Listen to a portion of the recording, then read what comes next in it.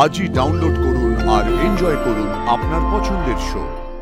কোনো রকম যদি প্রয়োজন হয়, দরকার হয়, আমাদেরকে জানাবেন। হ্যাঁ, দরকার আর হবে না। সতীনাথ বাবুকে কি আমি একবার গিয়ে দেখতে পারি? না মানে দেখো, ওই দিনকে মানুষই যখন পড়ে গেছিল তখন ওনারা ছিলেন, ওনারা অনেক হেল্প করেছেন। বলছি এখন যাবে? ঠিক আছে চলো, বরং যাই, আমরা গিয়ে বলি যে আমরাও পাশে আছি। চেঞ্জ করে নাও, আমি চেঞ্জ করে আসছি। ওকে ওকে।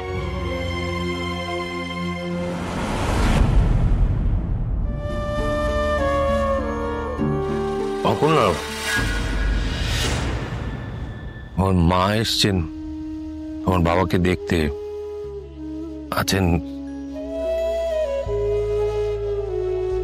তোরা এখন যা। উনি এসেছেন তো আমাদের চলে যেতে বলছো কেন? আর্য স্যারের সাথে একটু আলাদা করে কথা বলার আছে। আর আপনি কেমন আছেন সেটা আগে বলুন। আমি এখন ঠিক আছি আর্য স্যার।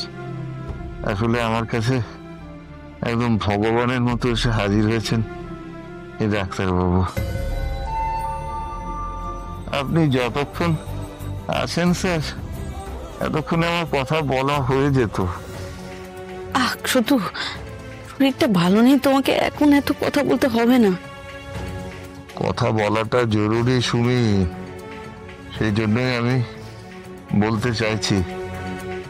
তোমরা এখন এসো, আমি স্যারের সাথে একটু কথা বলি। এসো তোমরা।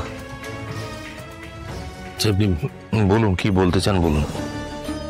কিছু মনে করবেন না স্যার, আমি আসলে আপনাকে... আমিও কিন্তু এসেছি। আমি আর্যকে বললাম যে আমাকে এখানে একটু নিয়ে আসে।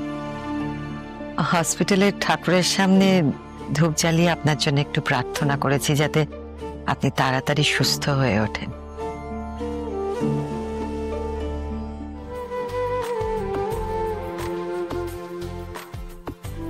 সব বিপদ যেন আপনার কেটে যায়, আপনি তাড়াতাড়ি ভালো হয়ে উঠুন। আপনি বলুন না, কি বলতে চাইছেন বলুন। আজ থাক স্যার, পরে এক সময় না হয় বলা যাবে। অনেকটা রাত হলো তো, আপনারা তো বাড়ি ফিরবেন। আপনি তাড়াতাড়ি বাড়িতে ফিরুন, এটাই প্রার্থনা করি। আসি। এলাম সতীনাথ বাবু। অপর্ণা,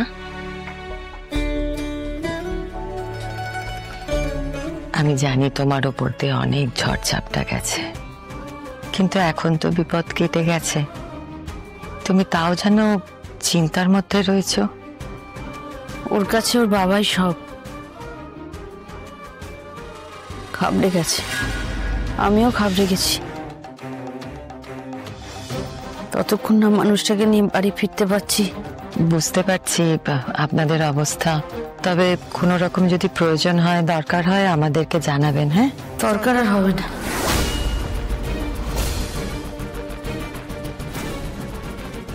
বাকিটা আমরা সামনে নিতে পারবো।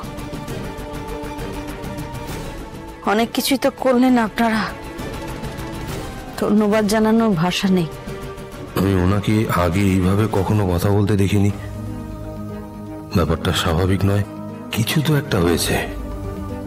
আর অপর্ণাও খুব চুপচাপ, একবারের জন্য আমার দিকে তাকাচ্ছে না।